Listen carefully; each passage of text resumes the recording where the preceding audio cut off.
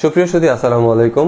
WhatsApp ব্যবহারকারীর সংখ্যা দিন দিন বেড়েই চলেছে, পাশাপাশি হ্যাকারদের সংখ্যা বেড়ে চলেছে। তো হ্যাকাররা বিভিন্ন সময় আপনার হোয়াটসঅ্যাপ অ্যাকাউন্টটি হ্যাক করে আপনার প্রিয়জন বা পরিচিত জনের কাছ থেকে বিভিন্ন ধরনের অ্যামাউন্ট বা বিভিন্ন বিষয় দাবি করে থাকে।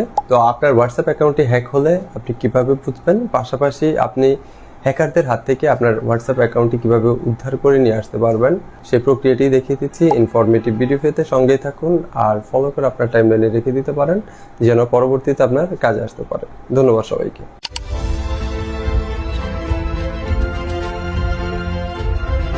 আমরা সরাসরি চলে আসবো আমাদের হোয়াটসঅ্যাপ অ্যাপটিতে। এখানে আপনারা দেখতে পাচ্ছেন থ্রি ডট।